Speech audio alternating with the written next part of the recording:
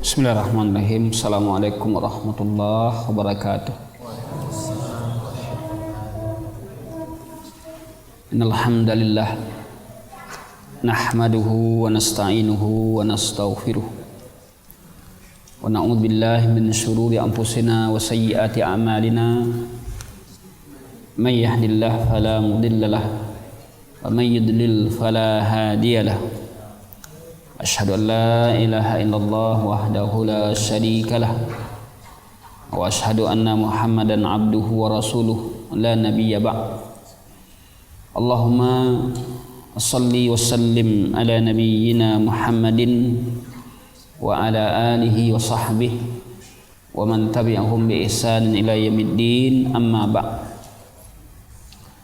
Para ikhwah dan akhwat, bapak, ibu-ibu yang dirahmati dan dimuliakan Allah, kembali kita ungkapkan syukur kita kepada Allah Azza wa Jalla pada malam hari ini. Dengan nikmatnya Allah Subhanahu wa taala mengumpulkan kita dalam satu majlis, yaitu majlis al-ilm, majlis yang dicintai oleh para malaikat, majlis yang insyaallah ta'ala mendatangkan ketenteraman, ketenangan jiwa. Majtama'a qaumun fi baitin min buyutillah, tidaklah berkumpul satu kaum di rumah-rumah Allah, yatluna kitab Allah, mereka membaca kitab Allah, wa yatadarasunahu, dan saling mempelajarinya, melainkan Allah akan turunkan kepadanya as-sakinah. Illa anzala alaihimus sakinah, Allah turunkan kepadanya ketenangan. Wa ghasyiyatuhumur rahmah, Allah akan turunkan, liputi dirinya dengan rahmat. Wa hafathumul malaikah, malaikat akan mengitarinya, mengelilinginya. Itulah dia majlis ilmu. Kebutuhan kita terhadap ilmu, sebagaimana kita katakan, melebihi dari kebutuhan kepada makanan dan minuman. Kebutuhan kita kepada ilmu ini juga Imam Ahmad mengatakan demikian. Kebutuhan kita kepada ilmu ini melebihi dari kebutuhan kita kepada makan dan minum. Oleh karena itu sangat disayangkan kita yang sudah ngaji lalu kita bermalas-malasan menuntut ilmu, menambah ilmu kita, akhirnya kuranglah konsumsi kita kepada ilmu. Banyak makanan kita tapi konsumsi ilmu kita kurang, maka tentu juga ibadah kita, amal kita, semangat kita juga kurang. Para ikhwah dan akhwat, bapak ibu yang dimuliakan Allah, kembali kita lanjutkan kajian kitab Iqadul Ummah, Iqadul Himmah Litiba'in Nabiyil Ummah, membangkitkan himmah, semangat untuk mengikuti Nabi sallallahu alaihi wasallam, di mana pertemuan kita yang lalu, pada bulan yang lalu, menjelaskan ayat-ayat yang bicara tentang petunjuk Allah untuk mentaati Ar-Rasul fil Quran, dan kita sudah jelaskan beberapa ayat. Maka pada kesempatan ini kita lanjutkan kepada pembahasan berikutnya, jazaul muti'in, balasan bagi orang-orang yang taat,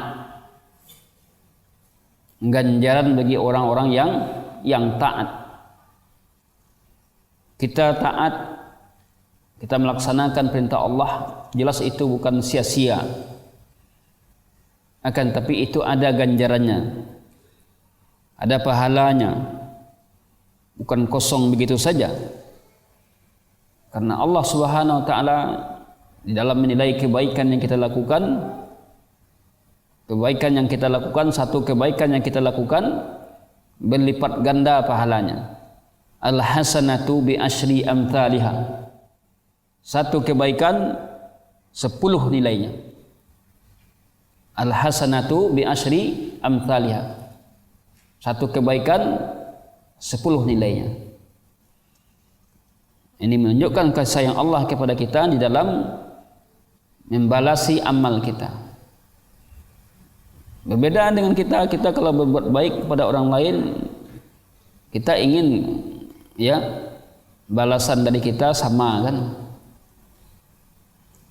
Atau orang Jawa bilang podo wae. Ya. Sama. Kalau terlebih sedikit, terlebih kita membalas kebaikan orang lain, agak berkata hati. Ya, kata-kata kita akan berkata di hati kita. Tetapi Allah Subhanahu wa taala tidak demikian. Allah tidak menghitung, ya. Allah tidak bakhil dalam membalasi kebaikan kita. Tetapi Allah ya sangat Maha Pemurah dalam membalas kebaikan kita. Al-hasanatu bi asyri amthaliha. Satu kebaikan 10 nilainya.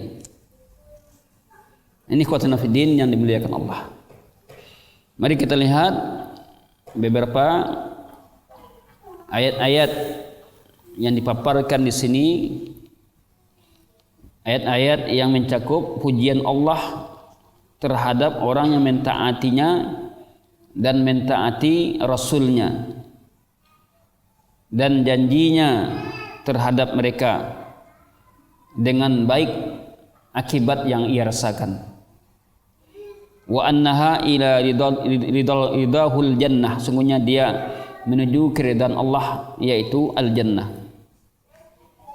Ayat yang pertama surat Al-Baqarah 112. Al-Baqarah 112. A'udzubillahi minasyaitonirrajim. Bala man aslama wajhahu lillahi wa huwa muhsin falahu ajruhu 'inda rabbih wala khaufun 'alaihim wala hum yahzanun. Bala, benar, ya. Siapa yang menyerahkan wajahnya, dia menyerahkan wajahnya lillah, hanya untuk Allah, wa huwa muhsin, sedangkan dia berbuat ihsan, falahu ajruhu, untuknya ganjarannya, inda rabbih, di sisi Rabbnya, wala khaufun alaihim, tidak ada rasa takut mereka atasnya, tidak ada takut atas mereka, wala hum yahzanun, dan tidak pula mereka bersedih hati. Ayat yang mulia ini dijelaskan oleh Syekhul Islam, wa hadanil wasfani, ini dua sifat yang ada dalam ayat ini. Yang pertama islamul wajhi lillah, yang kedua ihsan. Kedua hal ini merupakan aslani, merupakan pokok, dua pokok yang wajib kita ketahui dalam menegakkan amal saleh. Dua pokok ini wajib kita ketahui, kita pahami dan kita amalkan, yaitu kaunul amal khalisan lillah. Yang pertama, adanya amal itu ikhlas untuk Allah. Amal yang kita tegakkan itu ikhlas untuk Allah. Kemudian sawaban. Yang kedua, amal itu benar. Tak cukup ikhlas saja, tapi juga harus benar, sawaban, yaitu muwafaqan li sunnati was syariah, sesuai dengan sunnah dan syariah.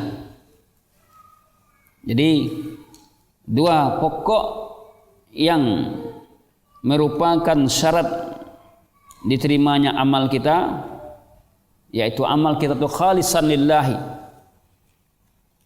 Inilah dia islamul wajhi. Kita berserah diri kepada Allah. Inilah yang diartikan, ditafsirkan dengan ikhlas. Sedangkan muhsin, wa huwa muhsinun, ini diartikan dengan, ditafsirkan dengan mutaba'ah, yaitu anna islamul wajhi, bahwa menyerahkan wajah untuk Allah, mutadammin lil qasdi, ini mengandung maksud dan niat untuk Allah. Menyerahkan diri kita untuk Allah ini berarti kita beramal, beribadah, bermaksud hanya untuk Allah semata-mata. Tak ada untuk yang lainnya. Apabila seorang hamba maksudnya dan keinginannya menuju kepada Allah Subhanahu wa taala, maka orang ini dianggap salahu iradatihi wa qasdi. Berarti dia sudah baik keinginannya dan maksudnya. Apa yang dia lakukan maksudnya dan tujuannya hanya untuk Allah, karena Allah, maka keinginan tadi telah lurus keinginan. Untuk kita sekarang untuk ilmu, apa maksud kita? Tak lain tak bukan adalah maksud kita liwajhillah, untuk mencari wajah Allah. Karena dengan ilmu kita akan baik. Ya, dengan ilmu kita akan tenang. Ya, dengan ilmu kita akan terjaga syariat kita. Dengan ilmu kita akan bisa membela syariat kita. Ini semuanya tujuan-tujuan liwajhillah, karena wajah Allah Ta'ala. Tapi kalau tujuan-tujuan karena dunia, untuk meningkatkan status kita sebagai orang alim, tujuan dunia, maka ini adalah tujuan yang salah dan keliru.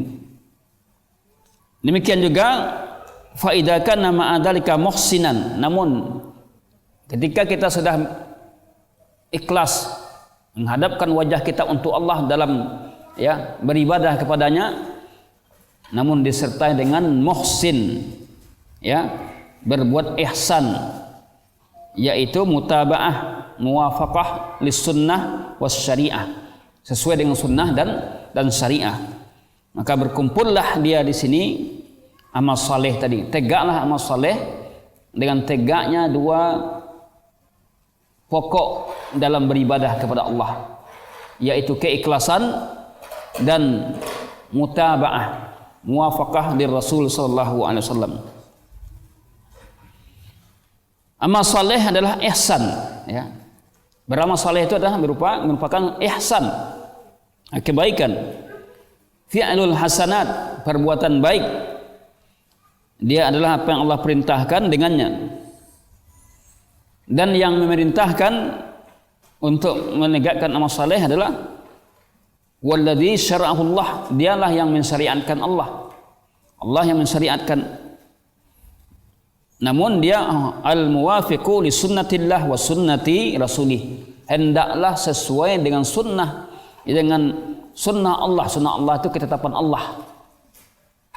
Kalimat sunnah artinya adalah, di antara makna sunnah itu takrir, ketetapan. Sunnah Rasulullah adalah sandaran yang sandarkan Rasulullah sallallahu alaihi wasallam berupa perkataan dan perbuatan.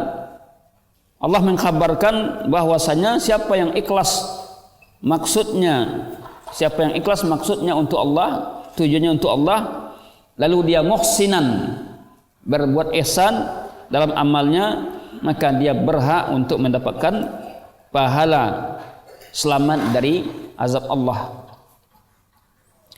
Ini khotana fidin yang dimuliakan Allah. Di dalam ayat ini Allah katakan wala khaufun alaihim falahu ajruhu, dia mendapatkan ganjarannya di sisi Allah. Pertama, bagi orang yang mengikhlaskan amalnya. Yang kedua adalah ihsan, yaitu mutaba'ah.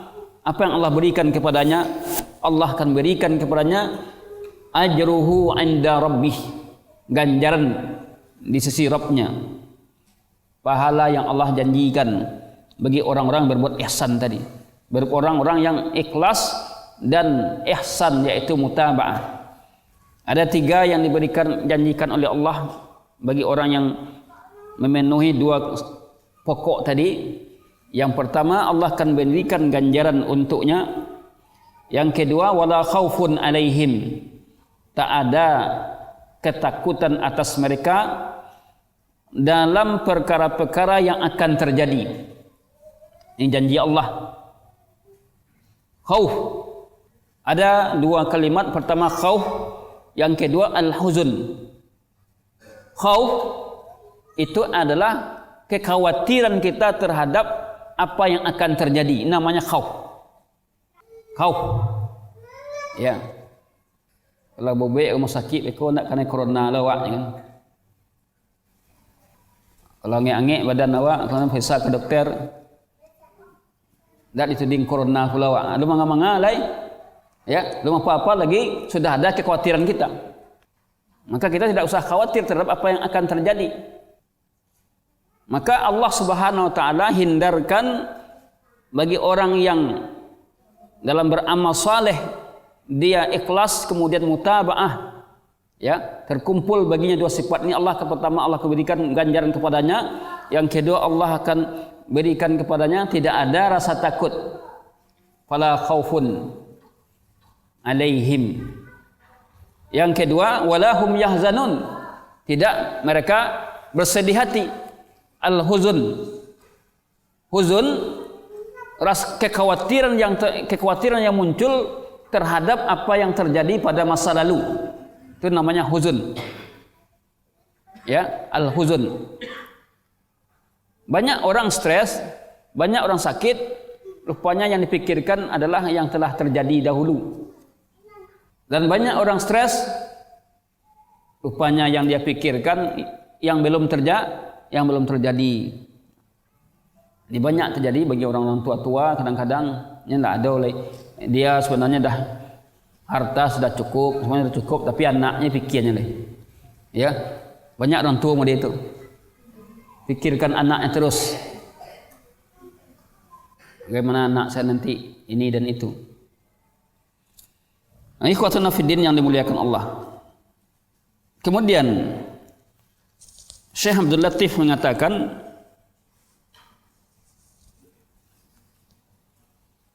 wa islamu wajhi lillah wa ibadatuhu. Islam wajhi, ya, seorang yang menghadapkan wajahnya untuk Allah, dia adalah ibadahnya. Ibadahnya itu dia hadapkannya hanya untuk Allah semata-mata. Wal kufru bi ibadati min siwah. Kufur terhadap beribadah kepada selainnya, mengingkari ibadah selainnya. Ini adalah makna dari syahadatu alla ilaha illallah. Inilah makna dari syahadatu alla ilaha illallah. Menyerahkan wajah kita untuk Allah ini merupakan realisasi dari kalimat syahadatullah. Syahadatullah. Maka Syekh mengatakan wa hadhil kalimah tatadamman al-ilm wal amal. Kalimat ini mencakup ilmu dan amal, berilmu dan amal. Syahadatu alla ilaha illallah tidak akan bisa bermanfaat kecuali dengan ilmu dan amal.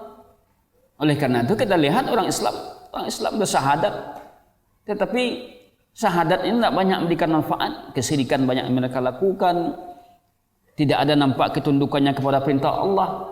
Kenapa? Karena ilmunya tentang bersyahadat kepada Allah itu tidak ada, apalagi amalnya. La ilaha illallah didengungkan beribu-ribu kali, tetapi tidak memberikan manfaat. La ilaha illallah, la ilaha illallah. Berzikir.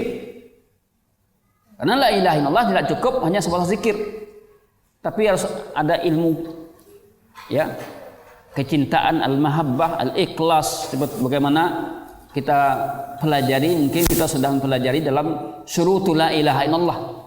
Ada 7. Makanya akidah umat tidak akan baik kecuali ketika dia memahami akidah dengan pemahaman yang sahih, yang benar.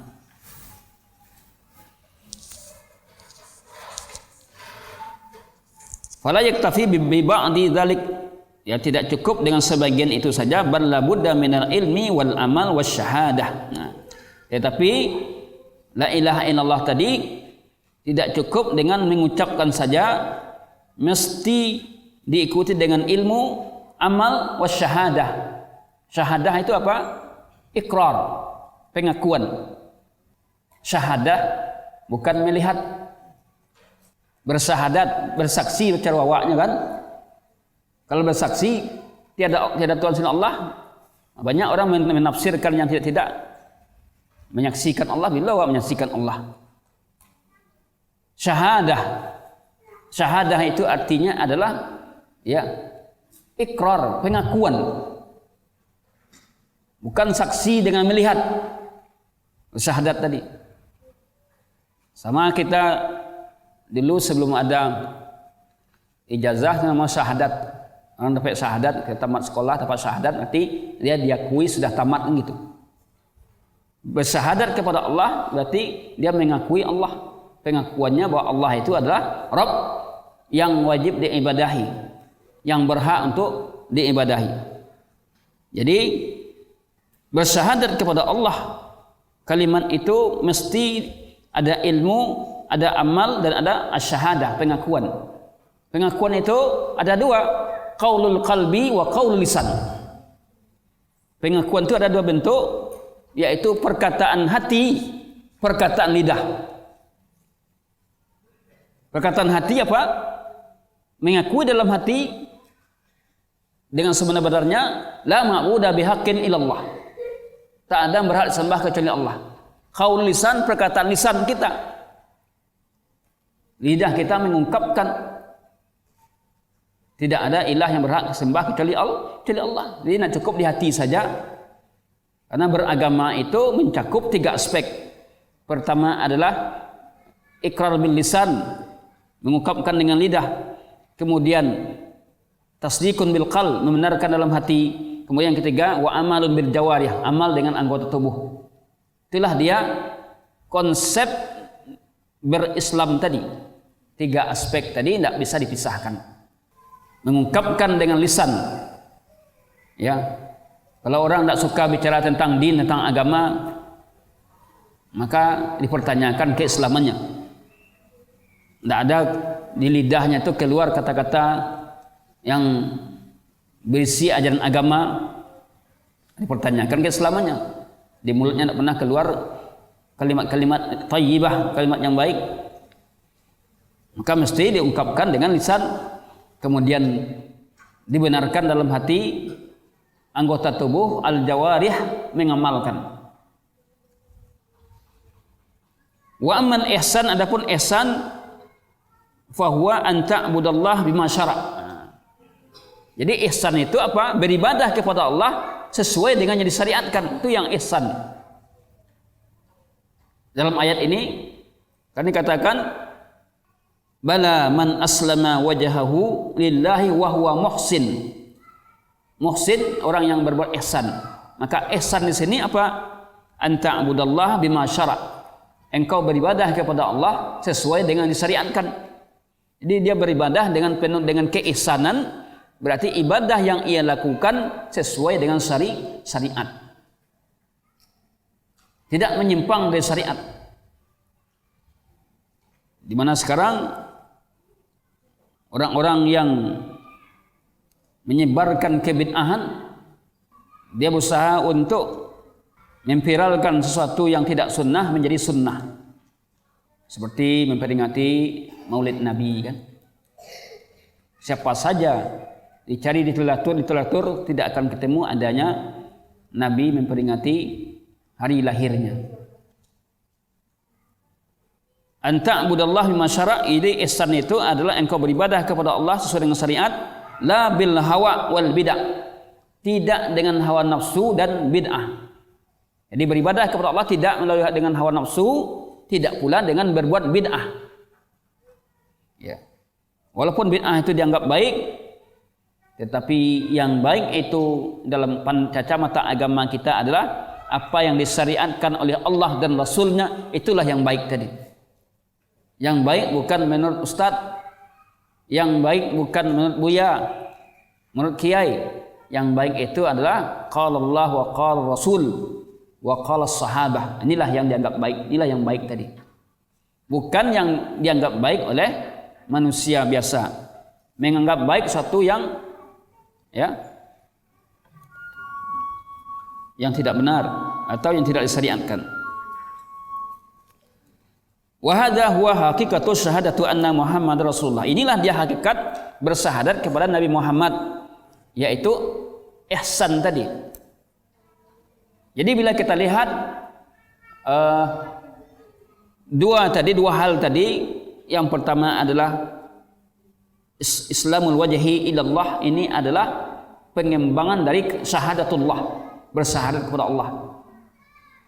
Kemudian muhsin atau ihsan, maka ini adalah pengembangan dari bersyahadat kepada Nabi Muhammad bahwa dalam beribadah itu sesuai dengan yang disyariatkan. Maka berbuat ihsan dalam ibadah tadi mengandung wajibnya mutaba'ah, wajibnya mutaba'atul Rasul, wajibnya kita mengikuti Rasul sebagai bentuk ihsan dalam ibadah yang kita lakukan. Wa tahrimu ma'siyatih, haramnya berbuat maksiat.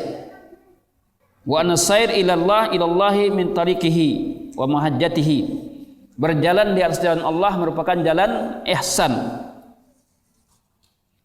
Itulah dia hakikat ittiba'ur Rasul.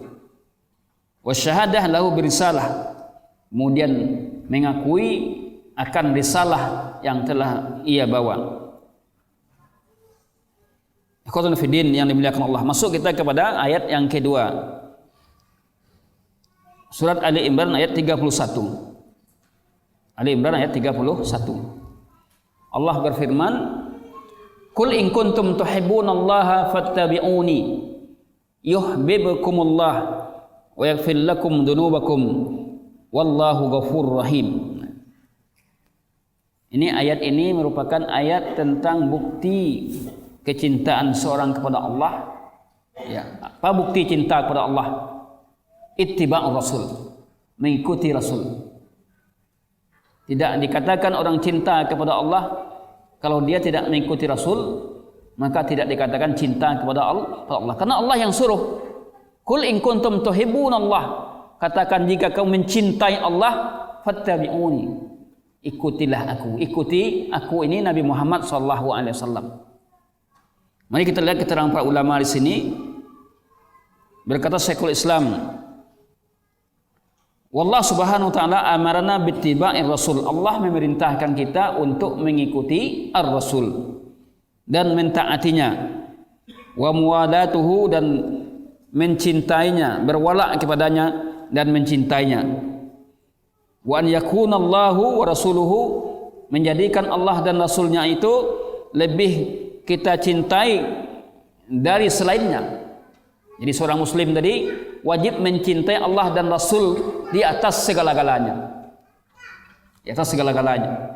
Makanya kita melihat para sahabat ketika hijrah. Nabi hijrah. Beliau ikut hijrah. Beliau mereka tinggalkan sawah ladang mereka, mereka tinggalkan rumah mereka. Kenapa? Karena mengikuti Rasul. Tidak bisa lagi beribadah kepada Allah. Tidak bisa lagi menampakkan syiar Islam. Harta-harta mereka, kekayaan mereka tinggalkan dalam rangka apa? Patuh kepada Rasul, cinta kepada Rasul, yaitu ikut bersama Rasul. Ini ikhwatuna fiddin yang dimuliakan Allah Subhanahu wa taala. Wa damina lana bi ta'atihi wa mahabbatihi mahabbatallah wa karamatihi.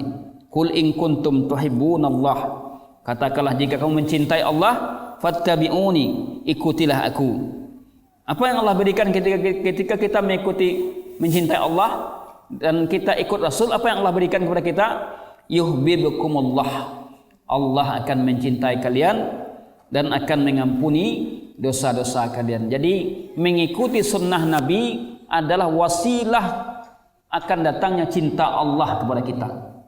Kemudian mengikuti sunnah Nabi merupakan wasilah diampuni dosa kita. Wa yaghfir lakum dzunubakum. Ini sebagaimana dikatakan dalam ayat yang mulia ini. Al-Imam Ibnu Katsir mengatakan ayat yang mulia ini hakimatun, yaitu ayat yang kita bacakan tadi, Ali Imran ayat 31. Ayat ini menjadi hakim, ya, atas setiap orang yang mendakwakan cinta kepada Allah, ya, akan tapi dia tidak mengikuti Nabi.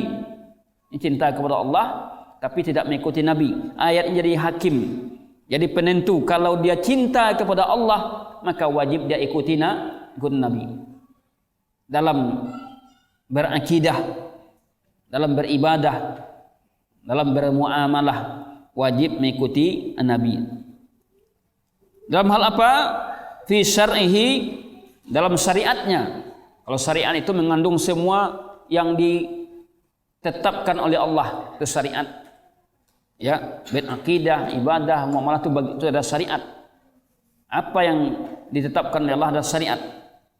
Wa tariqihi, juga dalam jalan yang ia tempuh. Ya.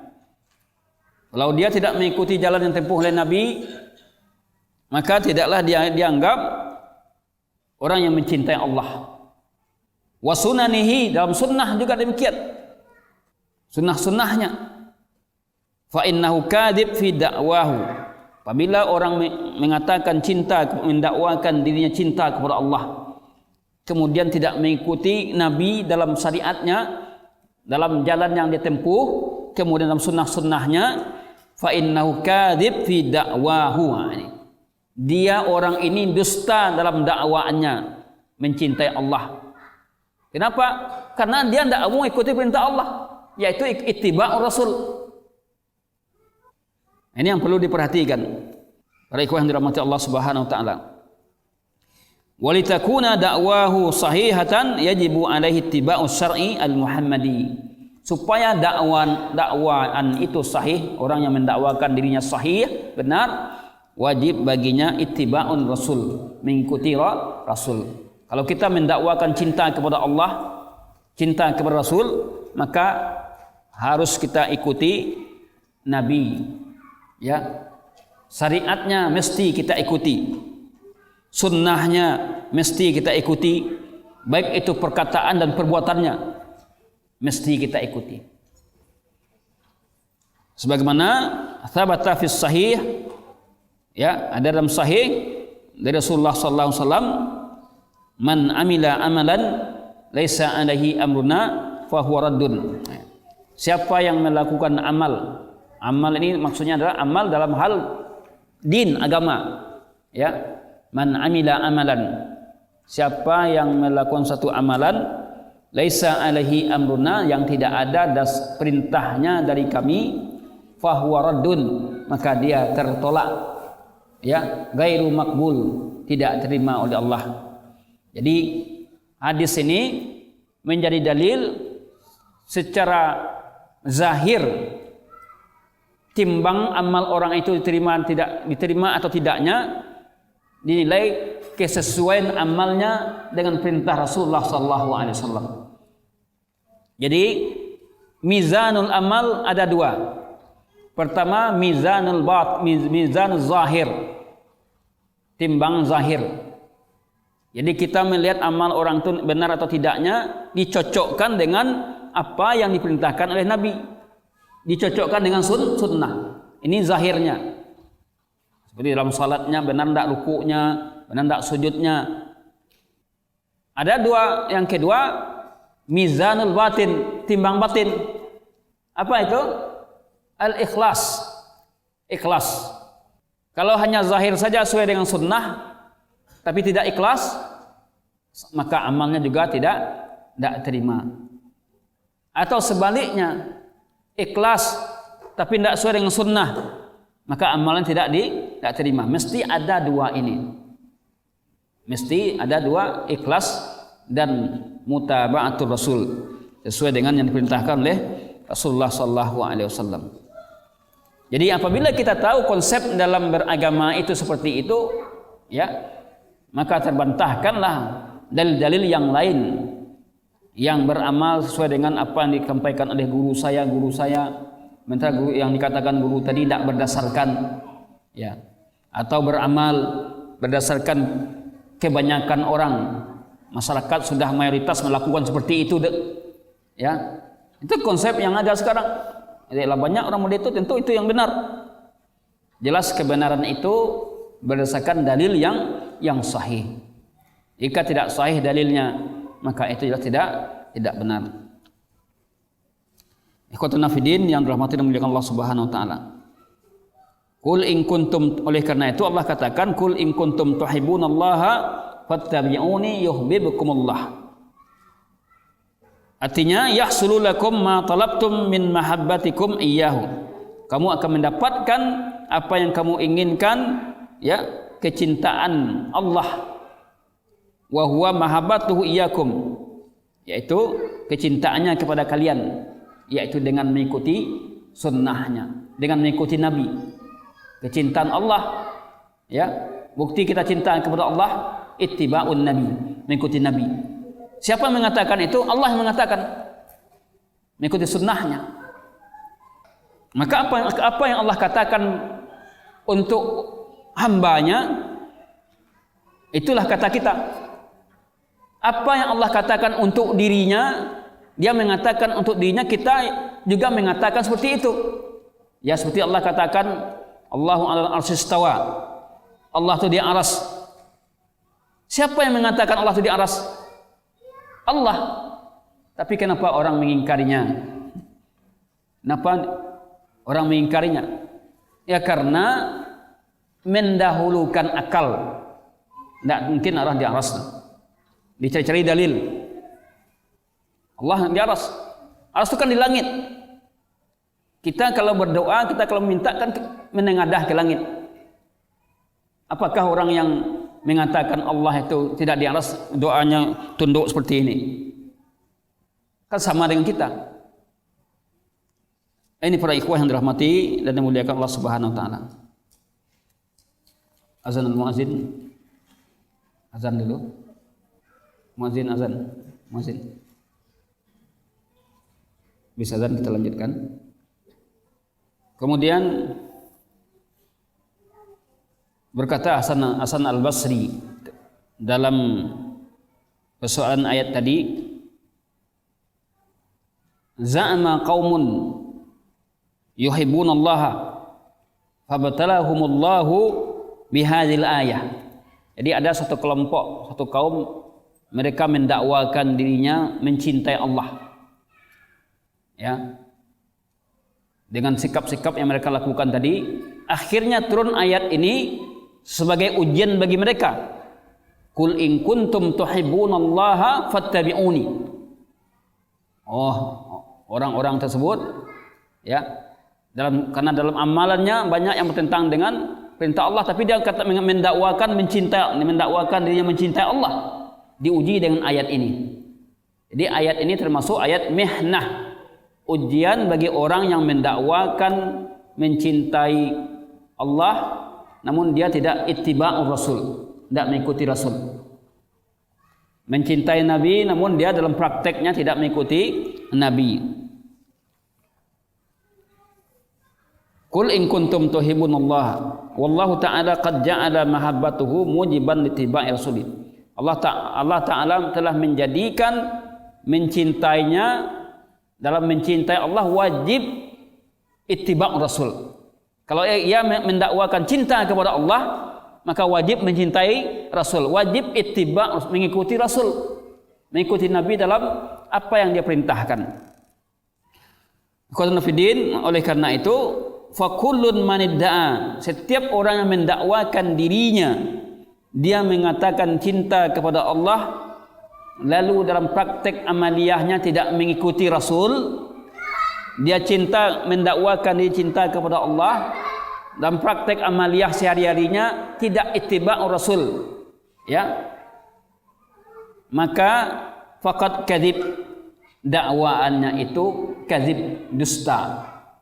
Kalau dia mendakwakan cinta Allah tapi tidak mengikuti Rasul dalam amalan ibadah yang ia lakukan sehari-hari, ya, untuk seperti salatnya banyak tidak mengikuti Rasul, praktek-praktek ibadah salatnya, doanya, zikirnya, dia mendakwakan cinta kepada Rasul tetapi dalam prakteknya tidak mengikuti Rasul, maka dakwaan cinta kepada Allah tadi kadzib, dusta.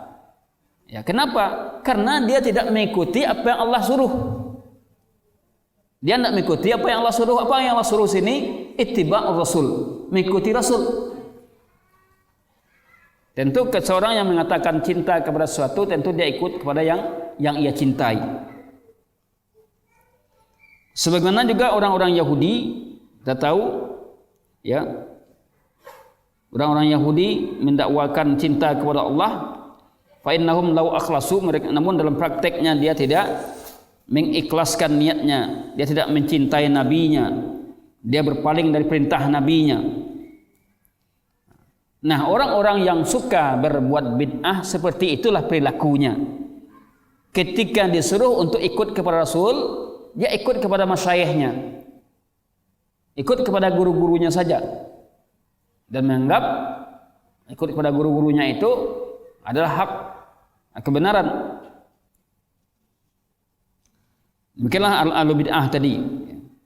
Hakadha ahlul bid'ah. Demikian ahlul bid'ah tadi, dia ketika disuruh untuk ittiba' sunnah, dia berpaling, dia cari-cari celah, ya, untuk mengingkari sunnah tadi. Ini tidak sunnah, ini boleh, segala macamnya.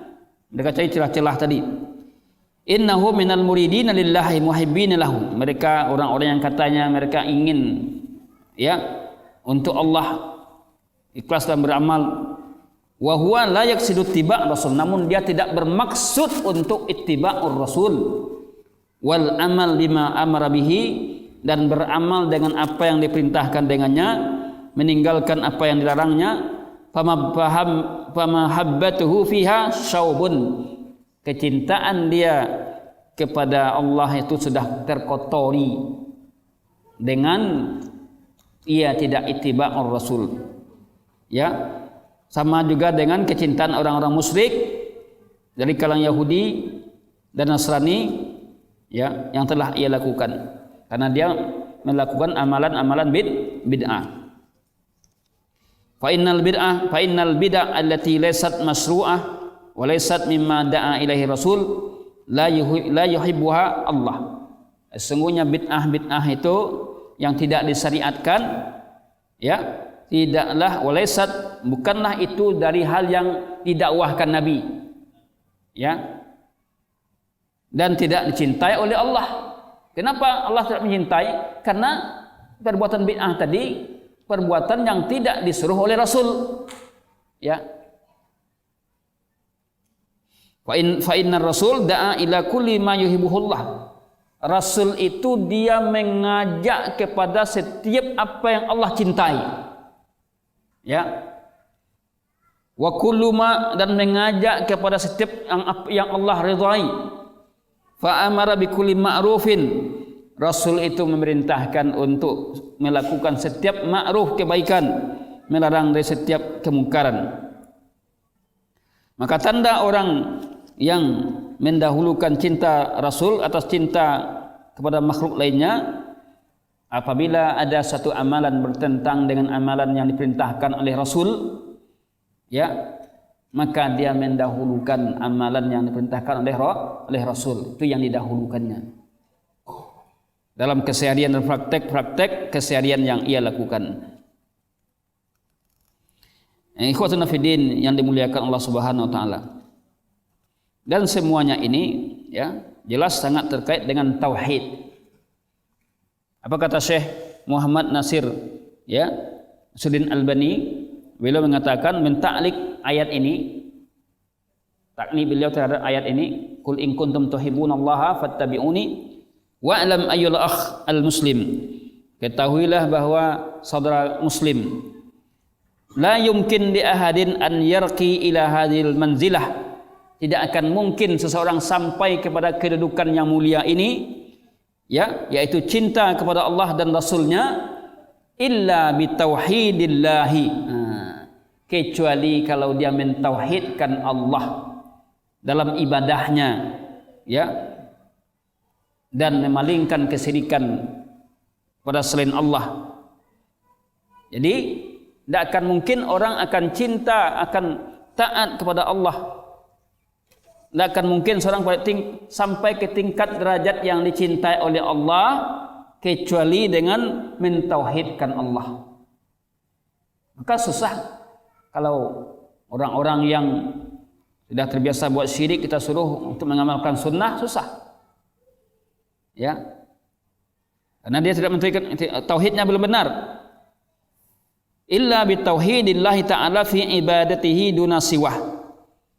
Kemudian apalagi yang kedua, wa bi ifradin nabi sallallahu alaihi wasallam bittiba duna ghairi min ibadillah, yaitu dengan menjadikan Nabi ya satu-satunya yang diikuti dalam ibadahnya, bukan selainnya. Jadi tauhid dan ittiba'un Nabi, ya, tauhid dalam hal keikhlasan beribadah kepada Allah, kemudian ittiba'un Nabi dalam syariatnya dan perintahnya. Dua hal ini ya akan bisa mengangkat manusia kepada tingkat derajat yang dicintai oleh Allah. Kalau tidak bisa. Tidak bisa kita pada tingkat yang dicintai oleh Allah kalau kita ya dalam menegakkan sunnah Nabi masih berat untuk melakukan sunnah Nabi tadi. Allah Subhanahu wa taala telah jelas-jelas mengatakan dalam surat An-Nisa ayat 80, "May yuti'ir rasul faqad ata Allah." Siapa yang mentaati Rasul, dia sudah mentaati Allah. Karena tidak mungkin Rasul itu apa yang diperintahkannya bertentangan dengan perintah Allah. Rasul itu Allah turunkan wahyu kepadanya. Kata-kata beliau adalah wahyu. Wa ma yantiqu 'anil hawa in huwa illa wahyu yuha. Alhamdulillah kita melihat dakwah kepada sunnah ini dakwah yang barakah, yang diberkati oleh Allah Subhanahu wa taala. Tidak pernah orang berkurang ikut dakwah kepada sunnah tadi. Kenapa? Dakwahnya murni melaksanakan perintah Allah dan Rasulnya, sehingga diberkati oleh Allah Subhanahu wa taala. Tambah banyak orang mengenal sunnah, ya, maka semakin paham orang, semakin diberikan keberkahan. Enggak, tidak bisa dihambat, dihadang dakwah kepada sunnah ini. Walaupun ada orang yang menghadang dengan berbagai macam tuduhan-tuduhan yang tidak baik, ya, seperti tuduhan Wahabi, ya. Wahabi. Ini tuduhan Wahabi ini sudah ada dulunya. Ya. Ambo ketek-ketek dulu lah tahu orang Wahabi itu. SD aja baru ketika ada orang, ya, dia tidak melaksanakan menuju hari, kemudian balik hari dalam kematian, Wahabi man. Ya. Masyarakat kita dahulunya, orang-orang tua kita dah tahu dengan Wahabi. Namun pengetahuan Wahabi itu pengetahuan yang tidak benar. Ya. Padahal Syekh Muhammad bin Abdul Wahab itu beliau mengajak kepada tauhid sebagaimana Nabi mengajak. Akan tetapi tuduhan-tuduhan orang, musuh-musuh dakwah, musuh-musuh tauhid yang benci kepada dakwah Syekh Muhammad bin Abdul Wahab ini menuduh dakwahnya dakwah yang tidak benar. Kalau mereka tahu tentang dakwah Wahabi dengan benar, pasti mereka akan mengimani. Bahkan, ya, ada cerita-cerita yang sudah turun menurun, ya. Ada seorang kiai dikasih kitab Syekh Muhammad bin Abdul Wahab kepadanya. Dan kau mantan muridnya dulu, tapi lah dia sudah ngaji, sudah berikan kitab Syekh Muhammad bin Wahab, namun di situ namanya tidak ada tauhid. Syekh tolong baca ini. Padahal Syekh itu sangat benci dengan Muhammad bin Abdul Wahab. Baca kitab itu, diberikan kitab tadi yang dulunya ini muridnya, namun diberikan tuh baca kitab ini mungkin bagus. Akhirnya diberikan kitab tadi kepadanya, nyebaca dek kiai tadi, masya Allah, ya, kagum dia. Kenapa? Karena nama Syekh Muhammad bin Wahab kan tidak ada di situ, tidak ada. Lalu setelah selang beberapa waktu setelah itu datanglah muridnya tadi, gimana isi kitabnya kiai, dirancak cara awaknya lah. Masya Allah, mumtaz. Itulah kitab Syekh Muhammad bin Wahab. Tercengang dia. Hah? Itu sih. Menurut cerita, menurut kabar, katanya kiai itu ya rujuk dia dari kebenaran, rujuk dari keyakinan selama ini. Setelah dia membaca kitab Syekh Muhammad bin Abdul Wahhab. Ini ikhwatuna fiddin yang dirahmati dan dimuliakan Allah Subhanahu wa taala. May yuti'ir rasul faqad ata Allah. Qul in kuntum tuhibbunallaha fattabi'uni. Katakanlah jika kamu mencintai Allah, maka ikutilah aku.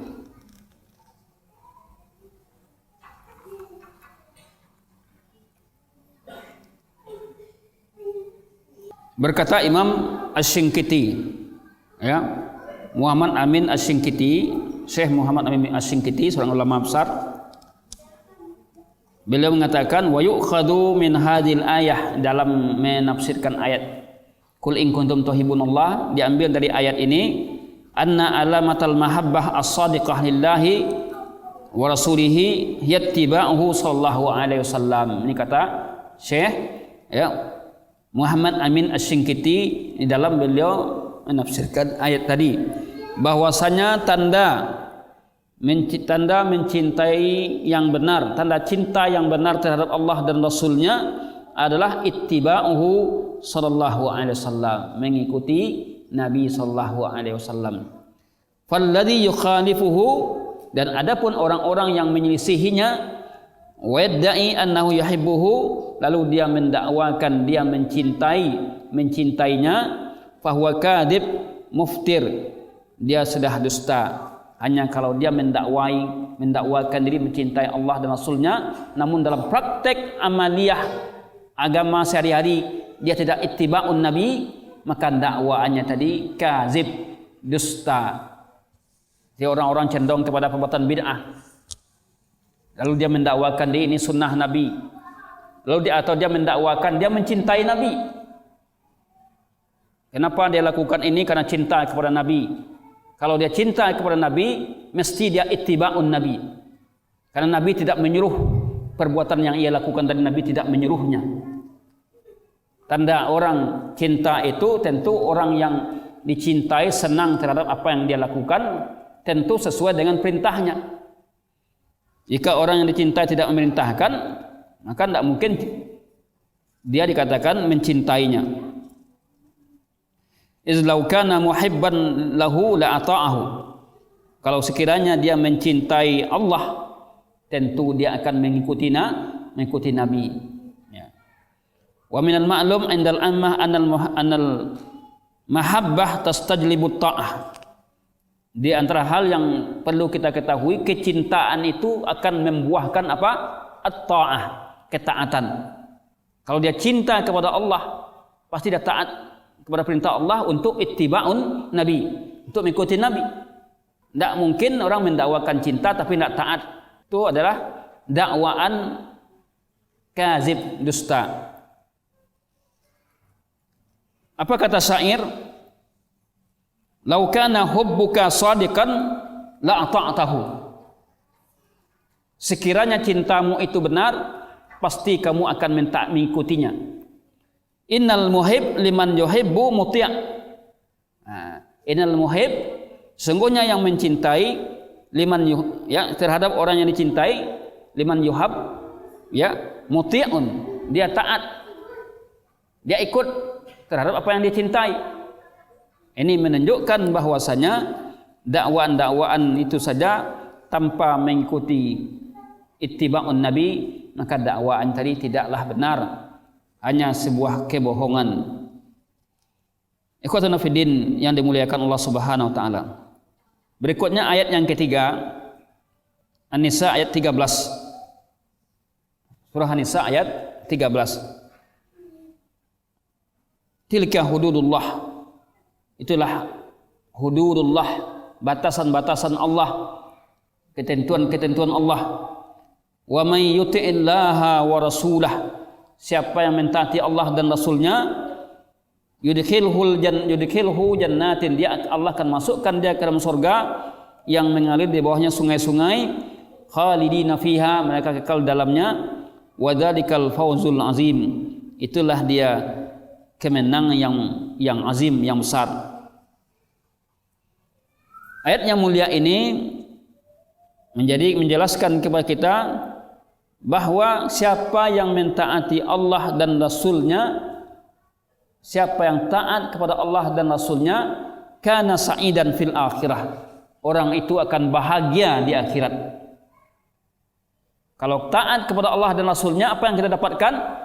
Bahagia dunia akhirat, as-sa'adah.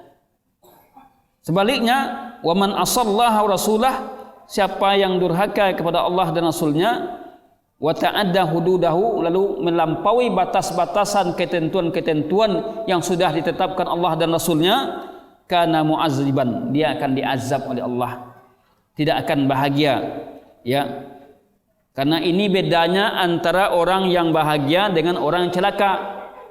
Orang yang bahagia insya Allah akan mendapatkan jannah, surga. Sedangkan orang yang tidak bahagia atau askia, orang celaka, dia akan diazab oleh Allah. Ini kuatun nafidin yang dimuliakan Allah. Tilka hududullah, itulah batasan-batasan Allah. Apa yang Allah tentukan dalam Al-Quran, kemudian Nabi tentukan dalam sunnah, itu namanya hudud. Batasan-batasan yang sudah ditentukan, jangan melampaui batas, ya. Allah telah halalkan jual beli, tapi kita melakukan riba melampaui batas, ya. Batasan Allah itu jual beli, tapi ketika jual beli sudah diarahkan ke riba, maka ini melampaui batas. Allah memberikan batasan kepada manusia. Jika seorang laki-laki ingin menyalurkan syahwatnya dengan nikah, ini batas. Kalau ingin ini sampai menikah, tapi melampaui batas dengan zina, inilah celakanya, membuat celaka tadi. Berjalanlah kita di atas batasan ketentuan Allah, pasti kita akan bahagia, pasti kita akan selamat. Siapa yang tidak berjalan di atas ketentuan Allah, dia di atas hawa nafsunya, ya, keinginan dirinya, dia akan celaka. Ini sudah banyak contohnya. Orang-orang terdahulu bagaimana diazab oleh Allah kaum-kaum yang mereka melampaui batas, kaum Nabi Nuh, ya, kaum Nabi Lut, ya. Allah berikan azab mereka. Demikian juga di dunia ini, orang melampaui batas. Kalau dalam urusan dunia yang dia lakukan melampaui batas, di penjara. So, penjara orang hukum negara kan. Kalau dia melakukan pembunuhan untuk hukum negara, ya paling-paling hukum 15 tahun, 20 tahun. Kan dia tetap juga mendapatkan hukuman. Tapi hukuman Allah tentu lebih berat dari itu. Kalau kita lihat hukuman-hukuman yang dibuat oleh manusia ini tidak memberikan efek jera. Bocah lihat dalam penjara tadi, saya melihat di penjara hanya sebuah orang itu dikurung saja di penjara. Tidak ada, ya, siraman rohani dan segala macamnya. Nah, ketika kita masuk di situ seperti di LP Muaro Padang, alhamdulillah, ya, Yayasan Darul Iman, ya, saya juga pernah memberikan pengajian rutin di situ. Dengan adanya siraman rohani terhadap mereka, mereka merasa tersentuh sekali. Yang lain tidak, ada juga yang tidak ikut, berubah diri mereka. Mereka hanya di situ tidak merasakan manfaat di penjara tadi, hanya dikurung saja. Bahkan orang nan mengganja-ganja juga, ada juga katanya ini terselubung, orang menjual, ya, narkoba terselubung di situ. Kenapa? Karena tidak ada siraman rohani. Masuklah kita di situ, alhamdulillah, tidak ada santrinya. 100 orang santri penjara tadi, dan juga sudah ada bagus tahsinnya, sudah ada juga apa 1 juz dari Al-Quran. Maka menurut ceritanya ada yang keluar, yang dia keluar waktu pandemi, ada yang jadi guru ngaji, keluar penjara jadi guru ngaji, ya. Jadi hukuman yang dibuat oleh Allah dan hukuman yang dibuat oleh manusia, adapun hukum yang Allah tetapkan itu dalam hukuman tadi banyak manfaat. Seperti membunuh, ya, membunuh orang, hukumnya qisas. Orang tidak mau lagi membunuh orang lain. Lah tapi pikirnya kalau saya bunuh orang nanti saya juga dibunuh. Sehingga kita lihat pembunuhan-pembunuhan di Arab Saudi itu sedikit sekali kasus pembunuhan. Nah, takut mereka karena diberlakukan apa? Hukum kisas. Takut kalau dia membunuh orang, kemudian terbukti dia akan dibunuh. Nah, beda dengan hukuman di Malaysia, penjara paling 20 tahun, ya, 5 tahun. Tapi dia tidak jera juga. Jadi hukuman yang dibuat oleh syariat kita oleh Allah itu hukumannya sangat-sangat bermanfaat. Kalau dia sudah melaksanakan hukuman tadi, di akhirat nanti dia tidak lagi dihukum. Seperti pezina yang masih bujangan atau masih gadis, dia didera 100 kali. Kalau dia laksanakan dengan keikhlasan, insya Allah selamat mereka. Pezina yang sudah berkeluarga itu dirajam sampai mati. Kalau itu dilaksanakan, selamat dia nanti di akhirat. Setelah berkeluarga kan, kok beda hukuman pezina yang masih bujangan dengan sudah berkeluarga. Kenapa beda hukumannya? Karena orang yang sudah berkeluarga sudah mencoba lamar rasuan masih melakukan perbuatan tersebut. Ikhwatuna fiddin yang dirahmati dan dimuliakan Allah Subhanahu wa taala.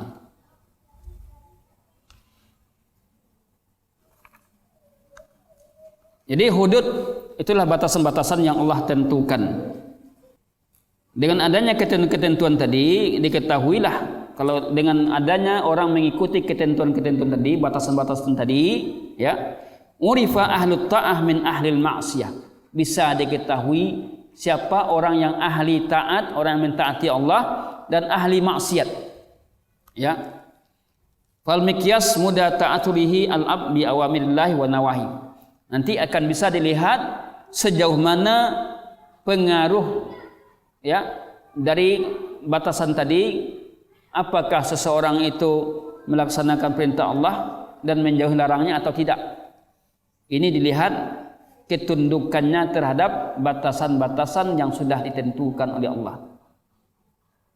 Nah, siapa mereka tadi yang akan selamat, yang akan bahagia tadi? Wa may yuti'illaha wa rasulah. Bayangkan, siapa yang mentaati Allah dan Rasulnya, taat kepada Allah dan Rasulnya. Kalau taat kepada Rasul tentu ittiba, mengikutinya. Yudkhilhu jannatin tajri min tahtihal anhar. Mereka akan masuk dalam surga yang mengalir di bawahnya sungai-sungai. Masya Allah, surga. An-ni'mah fawqa ni'mah. Surga itu, bapak-bapak, ibu sekalian, nikmat di atas nikmat. Apapun gagahnya sekarang ini pemandangan sungai, belum senikmat sungai yang ada di surga. Sungai surga itu ya seperti, ya, Al-Kautsar, telaga Al-Kautsar, airnya, ya, air susu dan madu. Siapa yang mandi di situ dan minum airnya satu teguk, digambarkan dalam hadis, tidak akan haus selama-lamanya. Baik, Masya Allah. Mana ada di dunia ini sungai airnya susu dan madu? Kok tidak ada orang? Kok ada muhalo? Kalau ada sungai, mungkin tidak kayu jenjang di kepiang untuk naik masuk ke sungai tadi. Tidak ada. Oleh karena itu, ya, nikmat surga, nikmah fauqa nikmah. Nikmat di atas nikmat, tidak ada nikmat yang melebihi nikmat surga. Allah menjanjikan surga yang mengalir sungai-sungai di bawahnya, khalidina fiha, mereka kekal dalamnya. Ya, kalau sudah masuk surga, tidak ada keluar lagi dari surga. Tidak ada riwayat satu hadis kalau orang sudah masuk surga keluar dari surga, tidak ada. Tapi kalau orang masuk neraka, keluar dari neraka masuk surga, itu ada. Bahkan orang-orang ahlu maksiat, mereka masuk neraka dulu beberapa saat. Ketika sudah habis dosa-dosa yang semuanya, maka mereka bisa diizinkan masuk surga, telah mendapatkan syafaat dari Nabi Sallallahu Alaihi Wasallam dengan izin Allah. Sedangkan orang yang sudah masuk surga, tidak ada yang keluar dari surga masuk neraka, nak ada. Karena ada dulu ketika kita kecil, ya, kaji-kaji orang tua dahulu, apa kata mereka, orang tua yang masuk surga yang dulu dia tidak mengajari anaknya salat, salatnya untuk dirinya saja, lalu ketika nyalah masuk surga ditarik nih, dituntut di anaknya, kenapa nak diajarkan sehingga dia dikeluarkan dari surga katanya. Jelas ini adalah hal yang keliru dan salah. Bukankah kalau masuk surga tadi kan sudah melalui masa hisab? Nah, hisab, nah mungkin lagi dia akan keluar dari surga. Ya, kalau dia ingin berhitung-hitung tentu sebelum itu. Kalau ada masuk surga, tidak akan keluar lagi dari surga, akan kekal selama-lamanya. Itulah dia bahwasanya akhirat itu perjalanan hidup yang sangat panjang sekali, ya, panjang sekali. Berapa lama kita sampai ke tingkat masuk surga tadi, wallahu a'lam bishawab. Sedangkan kita di dunia ini hanya sementara. Bagaimana tadi dalam khutbah kita sampaikan, a'maru ummati ma baina sittin ila sab'in. Umur umatku kata Nabi antara 60 sampai 70 tahun. Itu hanya batasan kita di dunia sampai di situ. Pak Ambo ada yang sudah 70 kini? Yang hadir kini? Ada yang 70? Kalau ada 70 itu lah bonus. Ya. Jangan pikir dunia aja lah. Entah kabeko entah besok nak tahu ada kan? Raih jalan ke surga terus. Di antaranya adalah talabul ilmi, menuntut ilmu. Karena menuntut ilmu ini adalah jalan menuju surga. Man salaka tariqan yaltamisu fihi ilman sahalallahu lahu bihi tariqan ila jannah. Siapa yang menempuh suatu jalan untuk mendapatkan ilmu, Allah mudahkan baginya jalan menuju surga. Ya. Oleh karena itu, ya bersyukur kita. Ustaz datang dari jauh di sini, kita datang dari rumah-rumah kita ke sini. Ada orang yang mengajarkan. Mungkin kalau kita tidak mau datang, kita sibuk dengan dunia saja, jangan harap jalan ke surga itu mulus bagi kita. Kemudian pada ayat yang keempat, An-Nisa ayat 69 yang terakhir pembahasan kita. An-Nisa ayat 69. Wa may yuti'illaha war rasul. Siapa yang mentaati Allah dan Rasul, fa ulaika ma'al ladzina an'ama Allahu 'alaihim minan nabiyyin was-siddiqin wasyuhada was-salihin wa hasuna ulaika rafiqa. Ini juga menjelaskan keutamaan yang akan didapatkan bagi orang yang mentaati Allah dan Rasulnya. Keutamaan bagi orang mentaati Al-Quran dan Sunnah, yang mengikuti Quran dan Sunnah yang sahihah. Apa yang Allah berikan kepada, kalau kita taat kepada Allah dan Rasul, apa yang Allah berikan? Faulaika ma'al ladzina an'amallahu 'alaihim. Mereka itu nanti akan bersama orang-orang yang Allah beri nikmat atas mereka. Siapa itu? An-nabiyyin, para nabi. Masya Allah, ya. Kita akan berkumpul dengan para nabi nanti jika kita dalam kehidupan kita ini menegakkan sunnah Rasulullah sallallahu alaihi wasallam, basabuh wajah para nabi. Ya, rindu kita dengan para nabi. Ketemu kita nanti di akhirat. Faulaika ma'al ladzina an'amallahu 'alaihim. Mereka itu nanti kelak bersama orang yang Allah beri nikmat. Siapa mereka? An-nabiyyin, para nabi. Was-siddiqin, orang-orang siddiq. Para syuhada, para pejuang-pejuang Islam dahulunya di kalangan sahabat, di kalangan tabi'in, was-salihin, orang-orang saleh, wa hasuna ulaika rafiqa. Itulah mereka itulah akan mendapatkan pendamping yang baik. Ini keutamaannya ketika kita ikut kepada Al-Quran dan Sunnah dan ikut kepada Nabi sallallahu alaihi wasallam. Kita akan berkumpul dengan orang yang kita cintai. Maka apa kata Nabi? Al-mar'u ma'a man ahabba ilaih. Seorang itu akan berkumpul dengan orang yang dia cintai. Kalau kita cinta Allah, cinta Rasul, cinta Nabi, cinta para sahabat, kelak kita akan berkumpul dengan mereka.